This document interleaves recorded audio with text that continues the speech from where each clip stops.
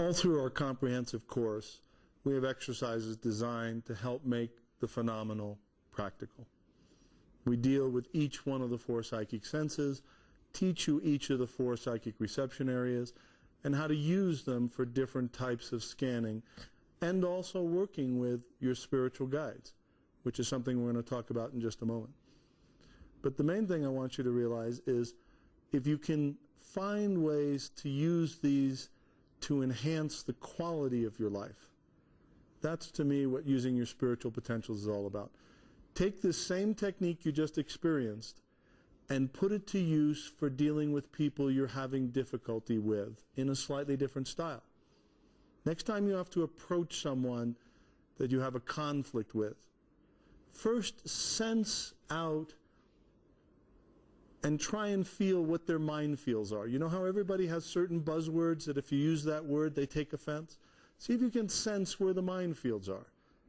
Then relax and let their energy come to you and see if you can see how do they see the problem. You might not agree with it at all, but it's a world of insight to see their viewpoint. And then last, ask your guides to send you an insight for how to best approach them, either the best approach style or the best time. And you'll find you can get a tremendous amount of wise information about how to deal with even very difficult situations. Now, every time I talk about guides, people always say, how as a scientist can you believe in guides? And my answer is, it's logical to me. If matter can evolve, it makes sense that consciousness can evolve. Most people don't realize that what's going on in a star is matter is evolving in that intense gravitational nuclear furnace. Basically what a star is doing is it takes hydrogen atoms, crams them together to make helium and gives off heat and light. When it runs out of hydrogen to cram together, it crams the heliums together to make carbon and gives off heat and light. And then carbons together to make iron and gives off heat and light. And when it runs out of stuff to cram together, it novas. And all those complex elements that have been evolving over millions of years, from hydrogen to helium to carbon to irons and metals, spew out and condense into planets. Planet Earth is a collection of incredibly ancient elements that have been evolving through time in stellar cosmic furnaces. Makes sense to me that consciousness, energies that may exist in those deeper dimensions, has an evolutionary process too. Your guides or your guardian angels, I think of as souls who have mastered life on planet Earth, or major portions of it that have to do with your life purpose. You pick them and they agree to work with you.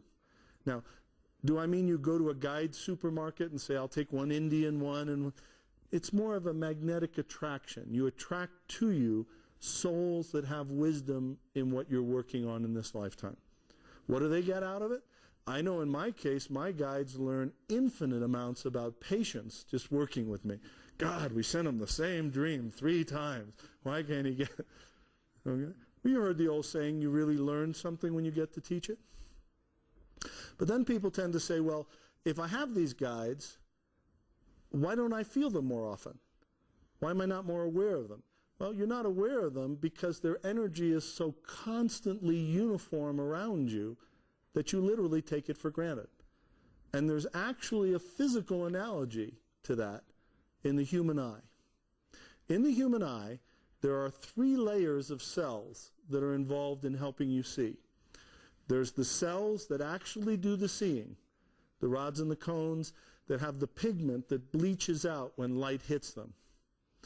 Then you have the nerve cells, represented by the green here, where the electrical signal travels to the brain for processing.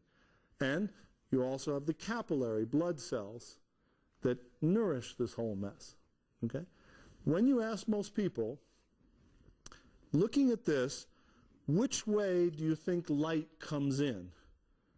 They'll usually say, well, obviously it comes in here to the cells that do the seeing. But it's actually just the reverse. The way the eye is set up, The cells that do the seeing are at the back, and light actually travels through the blood vessels, the nerve cells, before it hits the cells that do the seeing. Why don't you see all this mess here and the shadows it creates? Because these never move in relation to the cells that do the seeing. So the brain wipes out the shadows. There are actually ways you can bounce light off the inside of the eye where all of a sudden you see this gridwork pattern. It's kind of startling. The same is true with your guides. Because their energy is so uniformly around you, you've tended to take it for granted. This next technique has them change their energy relationship to you so you can experience how much they're really there. We're going to have you feel the space around you 3 different ways. First, I'm going to tell you to just kind of, see what the space around you feels like. It should feel, normal, nothing unusual. Then I'm going to have you communicate to your guides that when I clap my hands, you want them to come even closer around you than they normally are. Really surround you with their energy. Let you feel how much they care for you. Note that difference. Then we'll send them back to their normal relationship. And note that difference. And then communicate to them that when I clap my hands a second time,